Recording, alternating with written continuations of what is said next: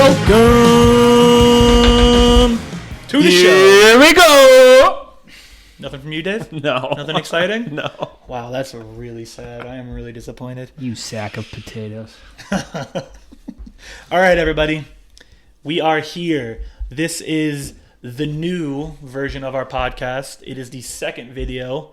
And today we're just doing straight FPL fantasy roundtable. We are going to come at you with 2 players each. So 6 players overall. We're going to talk about our own teams. And we're going to give you all the relevant information that you need going into, what is this, game week 7, correct? Correct. Correct. Yes, game sir. week 7. So with further ado, David, get us started. Yeah, it's like Sean said, we will talk about our teams and what happened this week. We will give you some recommendations, both guys maybe to pick up, drop, or just to monitor. But first, I do want to briefly cover some of the market movements since game week 6 ended. So these are the players that have been the most transferred in and out across all of FPL so far this week. And so we can start with the guys getting transferred in, and I know it's going to be a big shock to you two who the number one guy is getting transferred in this week, and that's Cole Palmer. Mm-hmm. Now, we are going to talk about Mr. Palmer a little bit later, but I do want to take a quick aside for 2 minutes on because of Cole Palmer. I was blowing you guys up during that Chelsea-Brighton game. Yeah, you were. And I've just never seen a team try to play such a high line and just have absolutely no idea how to play a high defensive line. Yeah. They gave up 8 breakaways in 15 minutes. It was incredible. It's definitely going to be part of the conversation in a little bit, but like everyone I've listened to talking about that game basically said, listen, Cole Palmer's good at soccer. He's not going to score 4 goals again because no other team is going to forget how to play defense like what we just witnessed. So, like, it's people saw it was bad. Can I say one thing on that? Sure. I do think it goes back to what we said every week, basically, is Chelsea creates such chaos in the games they play, where I think teams feel like they can play a certain way against them. They can maybe control the game, control the ball, and all of a sudden Chelsea's just countering you. And I think they're just such a chaotic team, fun to watch. And they're part of the reasons teams may struggle against them defensively. But to your point, Brian was an embarrassment of which is backline weird too. tactics. It's kind of weird. I know you want to play like a high line and, maybe some sort of an offside trap, but like if some guy is dribbling at you with the ball, at some point you do just have to back up. Yeah. You can't Back just the hell stand up. there and let everybody run past you on sides. Yeah. Anyway, so Cole Palmer is the most transferred in player, not a shock. Some people transferring out Salah and Bukayo Saka to make room for him. Little bit interesting, those 2 guys who are both performing well. Sean, were you one of them? I might have been one of them. You might have been one of them. And I had Palmer last week, and I transferred him out for Salah. Ooh, for Rashford, right? Yeah. Keep going, That Dave. hurts. I don't want to embarrass myself anymore. Keep talking. Saka's around the same price point. If people are transferring out Salah, I would imagine they have issues in other places of their squad. The next few guys getting transferred in are guys we have talked about the last few weeks a whole lot. Sean's boy, Brian Mbuemo. Next 5. Mbuemo! The next 5 guys in a row. Fortunately for Brian Mbuemo, do you get bonus points for scoring in the first minute? If only he'd Should be you? the best player. Should you get bonus Absolutely. points? They should make a new category for that. Was it 3 games in a row? 4 games in a row? He has 2 of them, and Wisa had the other one in the first minute, yeah. As a team, they've had 3 in a row. Yeah. It's wild. But, those guys we've talked about. We all still really like Mbuemo, Nico Jackson, Luis Diaz. So if you're thinking about transferring them in, that's still a really good idea. I don't want to dive into them anymore. Gabriel Magalhaes has been transferred in a lot. I did that myself last week. A lot of people are moving off Trent Alexander-Arnold or his teammate William Saliba to do so. Just a matter of preference there. I would try to keep Trent in your lineup. The 2 guys I want to finish with for the 3rd straight week, Raul Jimenez has scored for Fulham. That's a great pick, Dave. Recommended him a couple weeks ago, so that one's working out. Shout out Dave. Shout out I Dave. mean, That's all of us really liked him. So, but thank you guys. But and the last guy, a lot of people are transferring in, who we will also touch on later. Dwight McNeil from Everton. Dwight. You mentioned him last week. It's a good call. Yep. Yeah. Now, if I move over to the outs, the top two have been the top two on this list for some time, or at least near the top of this list. João Pedro and Alexander Isak. João Pedro had that hot start. He has cooled off big time now, so a lot of people are pivoting off of him to other sort of bargain forwards around the same price. Mr. Jimenez, Jamie Vardy, Dominic Solanke, D-Lap from Ipswich Town had a very nice game this past weekend. So people moving off him, people continuing to move off Alexander Isak for a lot of those, again, forwards we've recommended. Solanke, Can I say Jackson, one thing about Isak? Havertz, Watkins. Week one, I said drop him. Don't love him. Week one. Yeah? It's fair. I'm not going to go back and listen to that, but I believe you. And Dave and I did not do that, but we figured it out eventually. I think week 3 we both made that call. In hindsight, we probably should have. Yeah, fair enough. Further down the list, lots of people moving off Bruno Fernandes. That one is also pretty self-explanatory if you still had him on your team. I was surprised to see Emile Smith-Rowe on this list. He's, the 7th most transferred out player? But then I took a look, and almost 40% of the time when people are transferring him out, it's for Dwight McNeil. So people chasing Dwight in that good Everton schedule, it looks like. Considerable amount of people switching over to Bryan Mbeumo as well. The last guy that I want to mention before I'm done is a guy I'm going to talk about, and that's Eberechi Eze. He's the 3rd most transferred out player this week. I'm gonna do the long and the short version of this. The short version of this is I'm not one of those people getting rid of him. If you're jumping off him to go to, like we've said, Bryan Mbeumo, I'm not going to tell you not to do that. But in my opinion, if you can hold on to Eberechi Eze, I would do that. And I'm going to tell you why in just a little bit. But before we get to all of that goodness, unfortunately, we're making this a bit of a tradition on this podcast where El Matador gets to talk about his team first. That's me. Because yet again, he was the high scorer in our league and continues to show me and Sean how it's done. So how are you doing it, Phil? So I will say that this was a very tight week. It was. We won't say our points, but I ended up 1 higher than Sean and 5 higher than Dave. We can say our points. Because we want to think that we got like 100 and that we didn't get 55. Wait, you got 100? I got 1,000. No, I'm kidding. So I got 55 points this week. Obviously, I had Haaland, so him only getting 2 kind of brought me down from what I expected from my amazing team. But Sean ended up with 54. Dave ended up with 50. So we were neck and neck there. And a shout out, Dave. He doesn't use Haaland. Obviously, Haaland didn't add any points. Doesn't use Salah either. Almost Salah for me. Salah had 10, I think. He did, and I captained him. Yeah. So, because I was like Haaland against Newcastle away, I was like, yeah, probably not.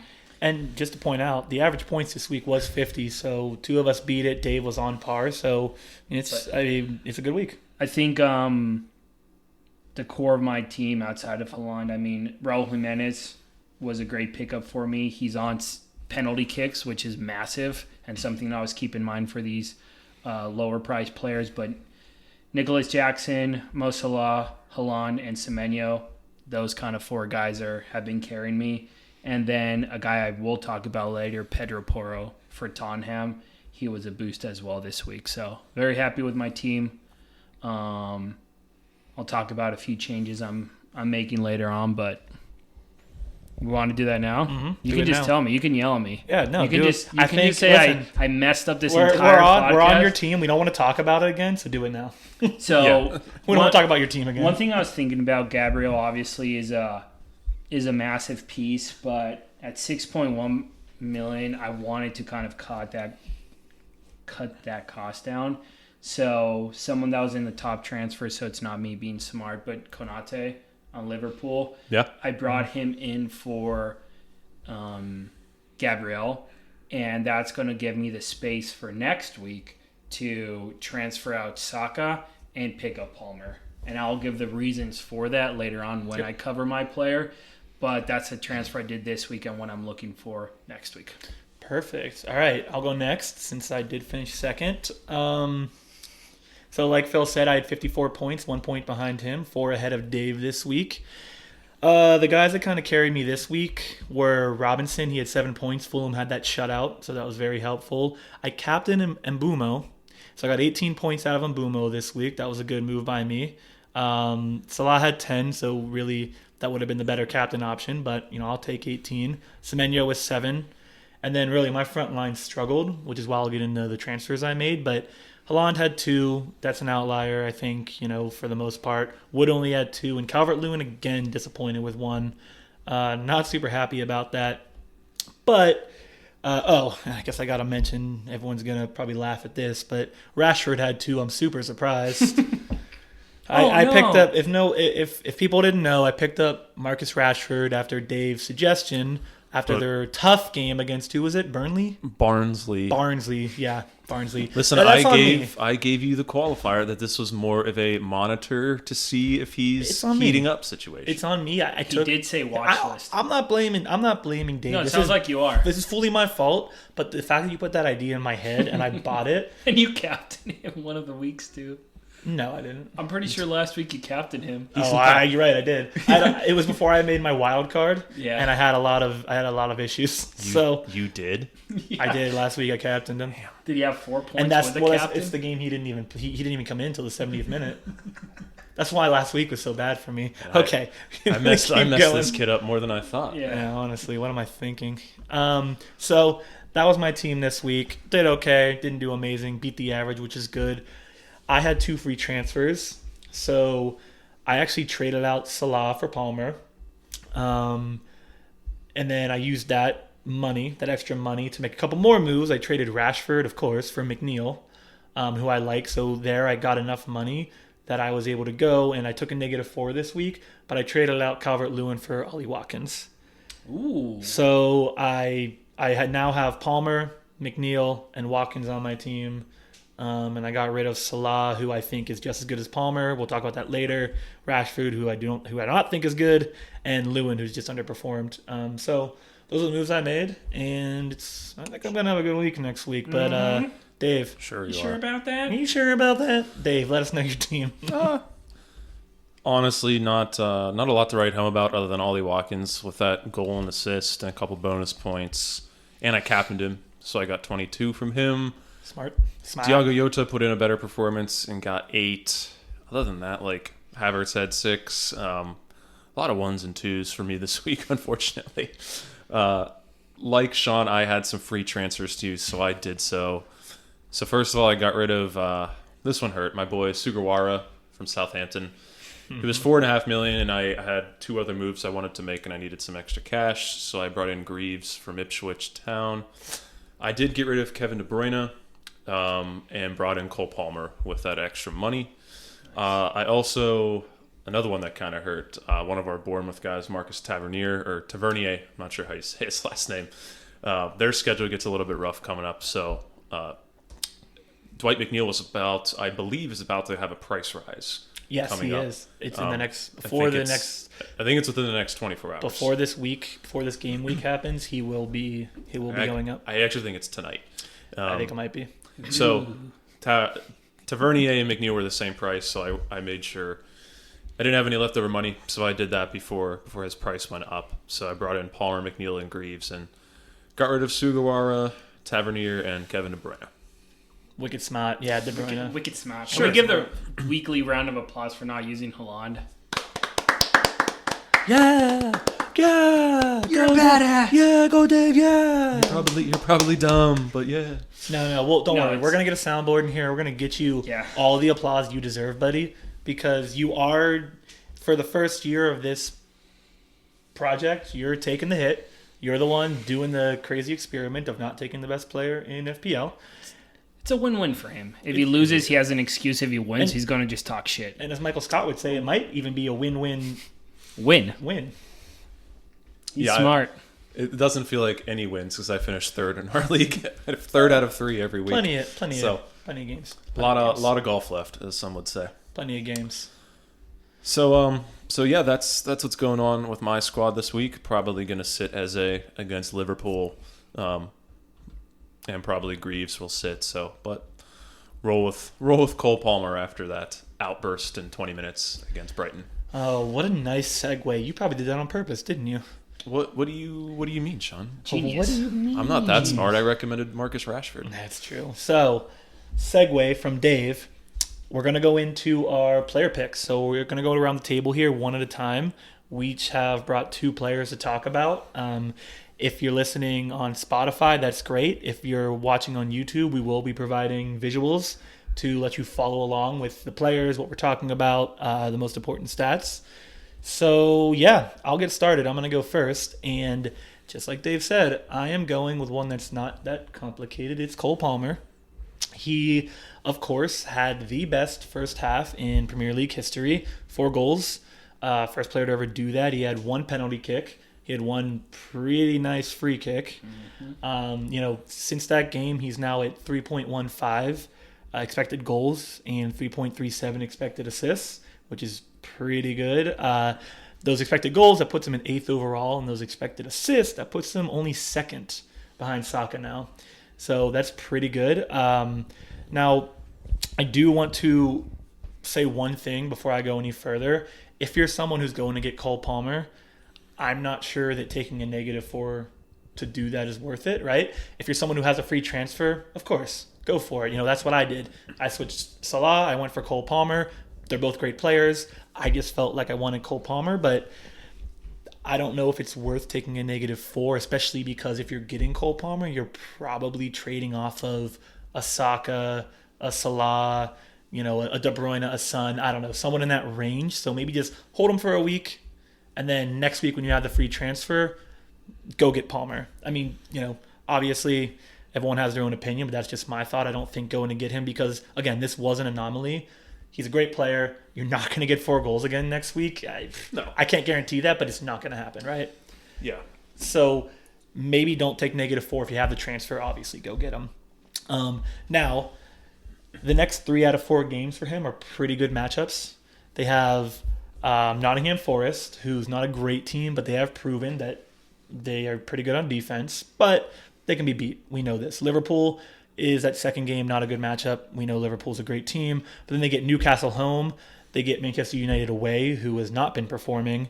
So those next 4 games, you got 3 good ones, and then after that Manchester United game, you go Arsenal home, tough game, and Leicester away. But for those next 3 out of 4 games, he does have a favorable schedule, I would say. Now, he's projected 35.7 points over his next 6 game weeks. That's 3rd in all of FPL. It's pretty good, I would say. That's pretty good. That's pretty good. Now, That's pretty neat. But that price tag, right, 10.7, that's not a cheap price tag. Those are Haaland, Salah, Saka prices. I think for me, as I just said, it was a toss-up, Salah or Palmer. The way that I look at it is if you have Salah, as I did, I said, okay, I'm not unhappy either way, but the advantage I see with Palmer is, 1, you're saving $2 million. Salah's $12.8 million, Palmer's $10.7. So you're saving $2.1 million.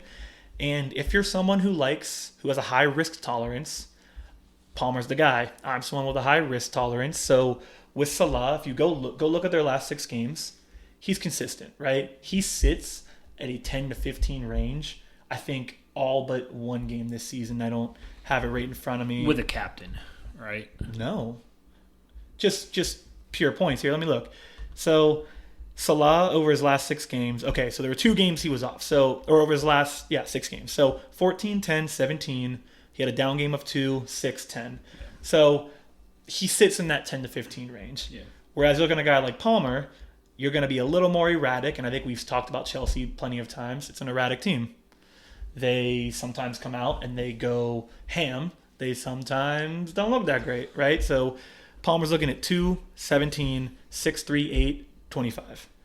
Yeah. So the risk tolerance needs to be there. I think it's relative risk tolerance. Like, he's kind of the driver of their offense. I mean, a lot of the guys, they've got a lot of talent in their front line with, whoever is on the field outside of him. But to me, he's kind of like the consistent force that pushes that attack forward. But yeah, like if you have Mo Salah and you're moving to Palmer, if you need that $2 million to spend elsewhere, fine. If you want to switch Saka for Palmer, I'm not necessarily going to recommend that. But I would say no to that. If you have like Son or Kevin De Bruyne, I think you should be trying to get Palmer or Saka even into your team because they're very close in price points. Maybe you have some extra money. I would take Palmer over Saka every day of the week right now. I think the only question that I have is a Palmer or a Salah, right? I think Palmer right now is better than Saka. That's just my opinion, but I think it's at least last week proved that Palmer has the ability to be, again, he's not going to get 4 goals because guess what? Brighton forgot how to play soccer, and Nottingham Forest has already proven they're not going to do that, so don't expect 4 goals this week. But you never know. I can go with 2 goals and an assist in any given game. I mean, you saw what he did over a full season in the Premier League last year, so. Yeah. So that's my guy. I think Palmer is not a must-add unless you have a free transfer. If you have a free transfer, I still don't think he's a must-add, but he's definitely a player you should look to get if you have a Salah or a Saka or a Son on your team.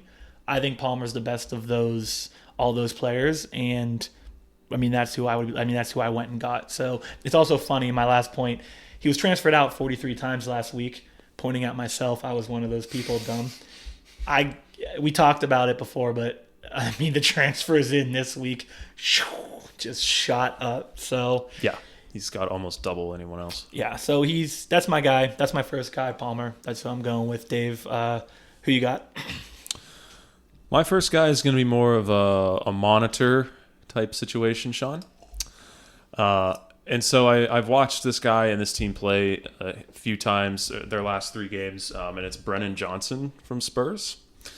And so obviously he scored against Man United in that putrid Man United performance. But so he had a little bit of a slow start to the season. Spurs, those first couple games weren't great. But over his last 4 games, only among midfielders, only Palmer, Mo Salah, and Luis Diaz have a higher expected goals than Brennan Johnson. Over that same time period, he's got 15 shots on goal. Only Antoine Semenyo has more. Only Mo Salah has more touches inside the opponent's box among midfielders over the last 4 games. So he's been much more involved. And generally, if you've watched Spurs, they've looked better. They're playing a lot more, I'd say a bit more of an attacking team with Madison and Kulusevski in the middle, and then their front 3. Yeah. So he is a guy I'm keeping an eye on. He does have a pretty nice price point. And his projections over the next 6 weeks are pretty similar to a lot of guys around that price range. So he might be a guy you could use if he continues to perform well as a way to differentiate yourself, if you're in a smaller league or just in general. So he's definitely somebody I'm keeping my eye on. I like that. It's over to me. Over to you. Mm-hmm. So my first guy he's been named a few times now. I have him as the last straw, and that is Bukayo Saka. What does the last straw mean? If he messes up this week, he's out. Oh, gotcha. Yeah. Okay. He's on the. I'm thinking about the Saints in Spanish. It's like on the pirate ship thing, on the plank. Walk the plank. He's walking the plank right now. He's like scurrying up. How do you say that in Spanish? I don't know. I was just kind of making that up because I was blanking on words. But I am El Matador. So Saka is an extremely interesting one, and I am going to lean on you guys to kind of give me your thoughts because I can't get a read on this guy. He has the most assists in the Premier League right now.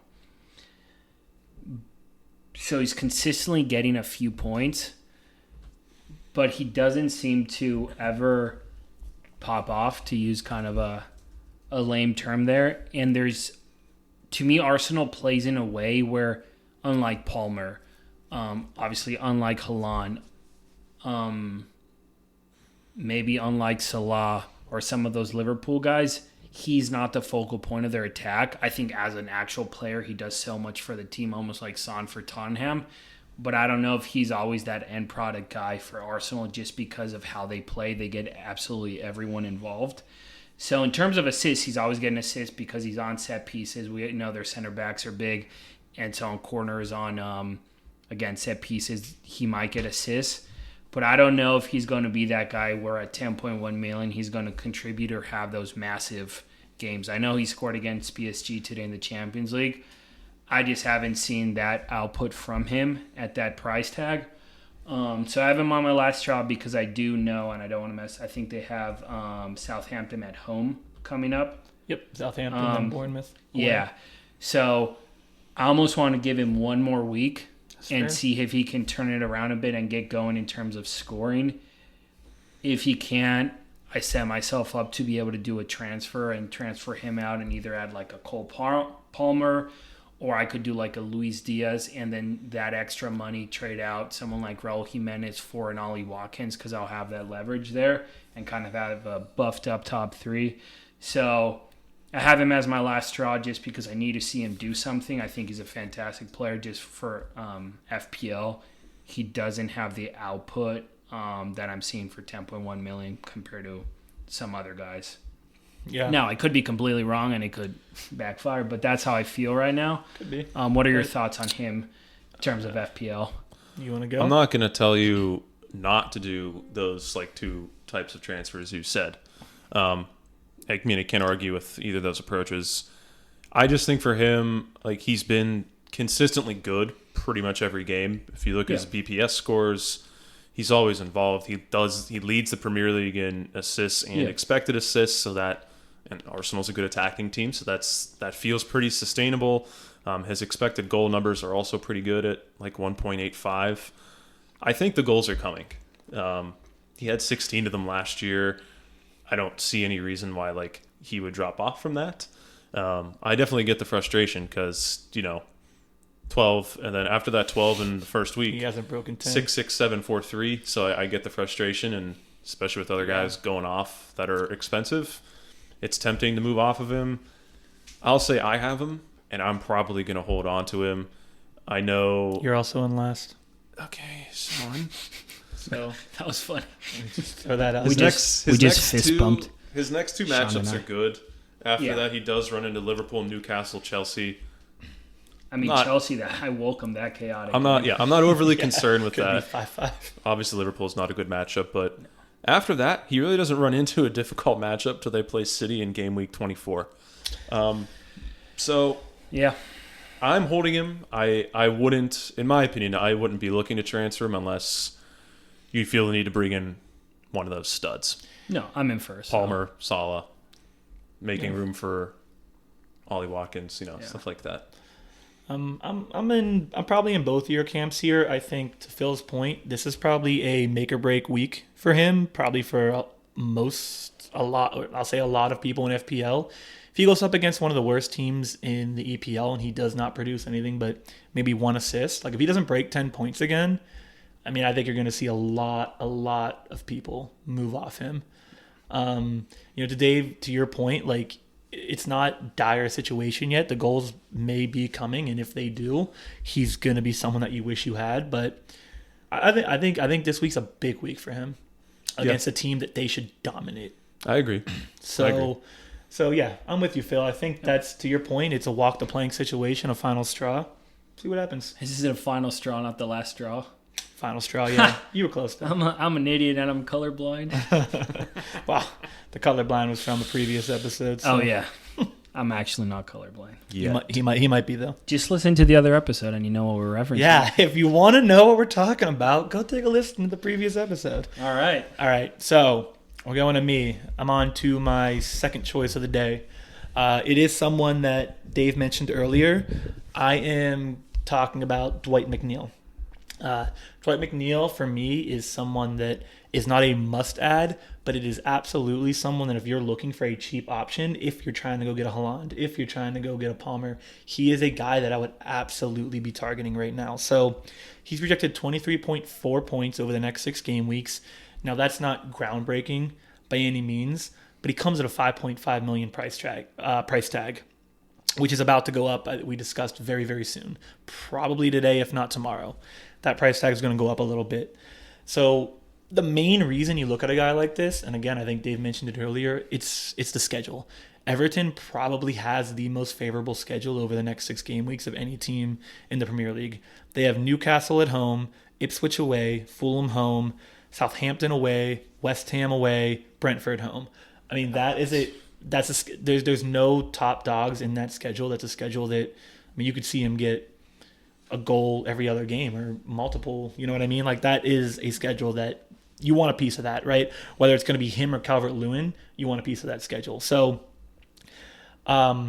He's only owned by 4.7 teams. So something, I've kind of been, as we've been learning this game, I've been thinking about is, right, everyone's going to have a lot of the same players in this. Who are the guys you can find that aren't owned by a lot of teams that can maybe differentiate you and send you over the top versus a lot of people who didn't pick those guys up, right? So he's only owned by 4.7 teams. He has nice stats. He has 3 goals in 6 games, so he's scoring at a 50% clip. I would consider that pretty good. Yeah. He's got 2 assists on a team that, let's be honest, has struggled. I think their offense has looked okay, but as a team, they've struggled. And he's doing very well. Like, look at Calvert-Lewin. He's struggling on a team that's struggling. Well, McNeil seems to be doing better than what we would say the team is doing. He's also played almost every single minute. He's been subbed off once. That was last game at the 82nd minute. Other than that, he's played every minute of every game. So you're going to get minutes from every time. He has 10 shots and 5 on target. Again, a 50% clip. You know who else has 10 shots, but only 4 on target? Trossard. 6.9 million tag. But do we think that Trossard's about to get bought up this week after that performance? No, he'll just get a red card. He'll just get a red card.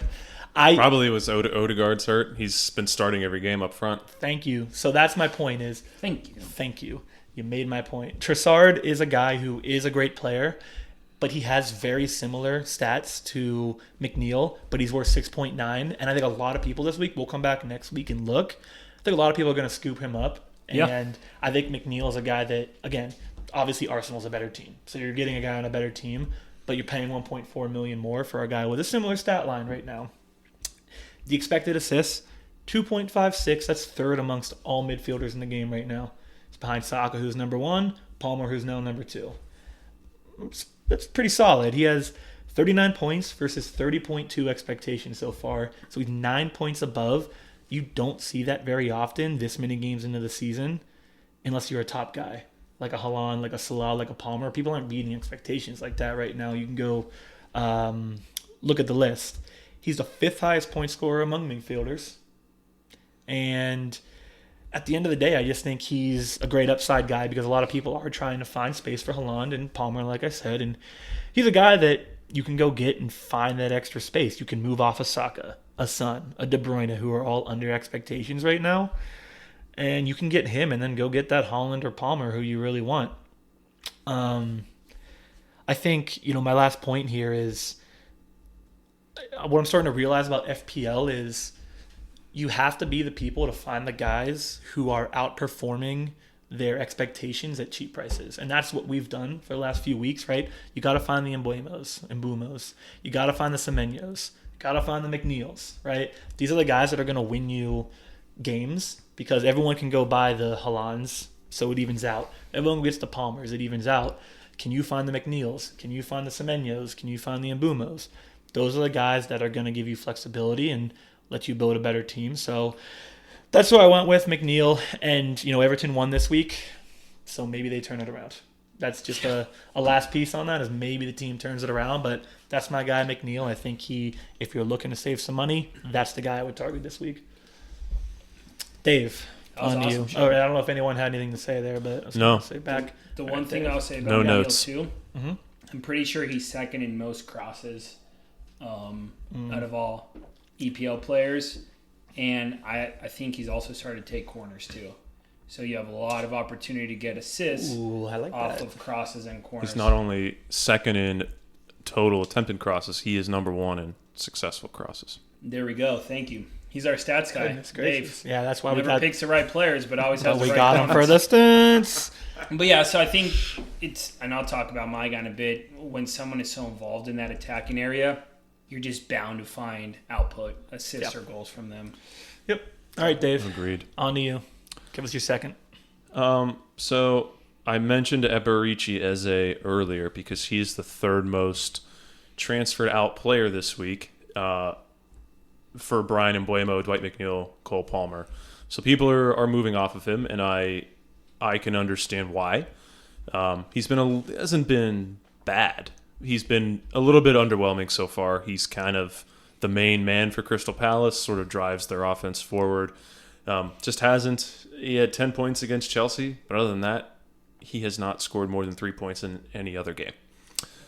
But similar to what I said when Phil was talking about Bukayo Saka, I am even more sticking with Eberechi Eze, partially because of his price point. He's not a guy that's super expensive, but it's the same message. I think the goals and the points are coming because you look at his underlying numbers and they are all exactly what you want to see. He is 5th among all midfielders in expected goals at 2.66. He has 25 shots. Only Antoine Semenyo has more among midfielders. 12 shots inside the box, 7 shots on target. He has had 4 big chances, and he's only scored once. So I'm not overthinking this one with him. When you look at guys, again, other than maybe Brian Mbuemo, but he's a little bit more money than him. Mbumo. Whatever. Mbuemo. Guys around that price point. I look at people that are, sort of the mid to high 6s. He's still probably the one I like the most. His projections over the next 6 weeks are pretty solid. He's projected for at least 4 points in every game. Again, that's not mind-blowing, but when you compare him to the rest of the midfielders, pretty much the only guys projected better than him are the big guns. So I'm going to try not to overthink it with him. I'm definitely sticking with him. I can understand if you need to get Brian Mbuemo in your team, because we did say he's as close to a must-own as you can probably get right now. There's too many opportunities to pass. But my point is I believe in Eberechi, and I'm sticking with him. I love it. I love that pick, Dave. Phil, second guy. So my second guy, Pedro Porro, very positive on him. I've watched 3 to 4, I think, out of the 6 Tottenham games, and I just feel like every time I watch him, he's in an attacking position and in the right position every time.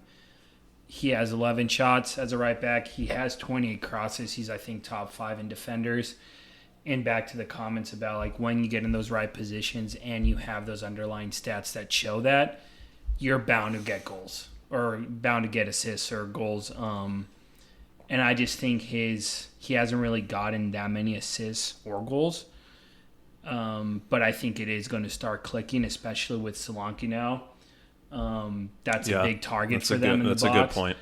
So 5.5 million. Tottenham, I think next 4 games are decent. Then they have City. So obviously that's a complicated one. But I just think overall Pedro Porro is a great addition.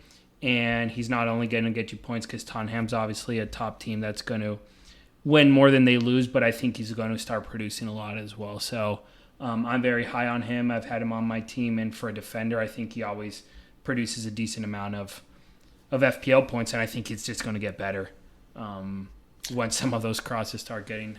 Well, to your point, Tottenham has looked... I think the season started and we were kind of down on Tottenham. Yeah. They look better now, and I think at this point, this is when you want to start owning some of those guys. Yeah. To your point. And maybe sit him against City if you want to, but I think next 4 weeks are going to be big for him. Yeah. Yeah, I think too, if you're moving off of maybe one of the Arsenal defenders, like Gabriel or William Saliba, he's a good option because he's, almost $1 million less than William Saliba?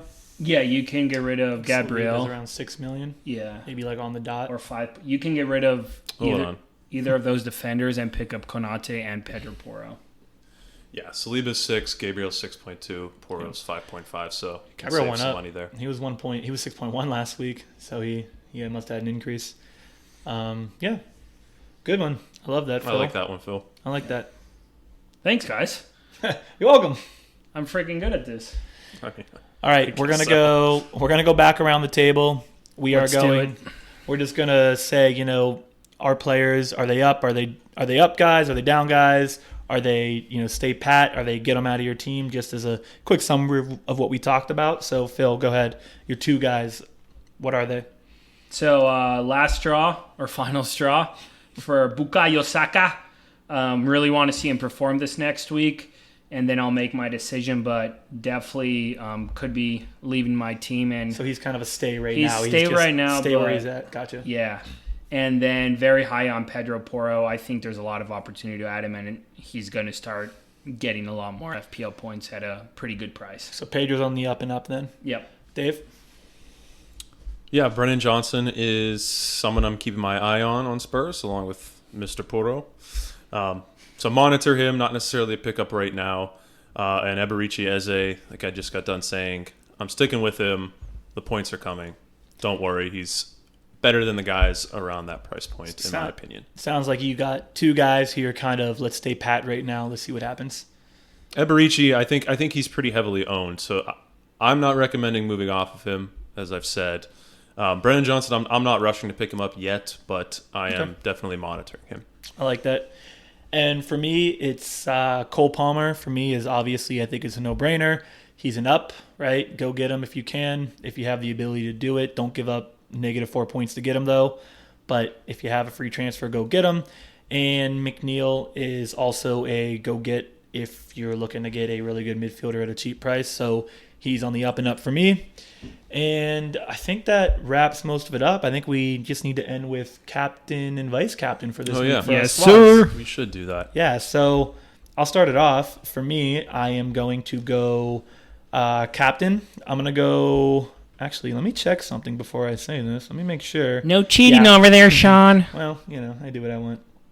I'm going to go Erling Haaland. I'm going to captain him. I think this week was probably a bit of an anomaly. I mean, not an anomaly, but I think he's going to score a goal next week. So I'm going to go captain Haaland, and then I'm going to vice captain Cole Palmer, who I've picked up for this upcoming week. I'm going to captain Haaland. I didn't last week. I had Salah just because based off of matchups, but Haaland at home against Fulham after not scoring, I think is going to blow up the score sheet. And I'm going to actually switch it up. Nicky Jackson as my vice captain instead of Salah. I mean, you're not really switching anything up. He's a vice captain, so unless Okay, Haaland gets normally hurt. I've gone Haaland and Salah, And I'm going Nicky unless J. Haaland gets hurt. That does it shows really that I have matter? more confidence in Jackson than Salah, Sean. All right, fair enough. Let's but respect you don't, that. or else you'd make him your actual captain. Yeah, shut up, That's a good up, point. Sean. That's a good Make point, him too. your actual captain. You won't do it. No, I won't do it. Okay, Dave, you're up. I'm actually pretty undecided on this. Saka against Southampton, Palmer against Forest, or Ollie Watkins against Man United. I like Ollie Watkins. Havertz It's or not Havertz a Man against U Southampton. thing. I just Who was the think, first guy? I think Saka and Havertz both by Southampton. So I would do Saka if I'm you, but it's your Ollie team. Watkins. Yeah, Saka's been scoring a lot of goals, so that's probably a good move. And then this week he'll probably score Yeah, 3, and I'm going to look like an idiot. So you do you, Dave. As of right now, I think I didn't like the Saka last straw or stand or whatever you called it. So I'm gonna walking the plank. I'm not really with that. I'm gonna captain Saka this week, and All right. we'll say Palmer is my vice captain. Watch Saka just pop off. Saka's going to do so well, and Dave's probably going to beat us for the first time. But hey, that's a good thing. That's what we want. We want competition here. All right. That's it. We will be back here again. Same time, same place. Next week for game weeks 8. That's right. Oh, my gosh. Time And what goes do we fast. come with, Sean? What do you mean? What do we come with? What do we come with? I don't know. We come with transfer news. We come with who you should drop, who you should watch for, Yeah. who you should pick up Yeah. if you want to be a great FPL player. Oh, my gosh. I'm so inspired right now. You ever watch the movie Miracle? Because Listen to us. I was starting to get Miracle vibes from that. Locker room, mid-period Miracle vibes. Oh, my gosh. You're an inspiration. Thanks, man. You're an inspiration. All right. And with that, see ya. See ya. Bye.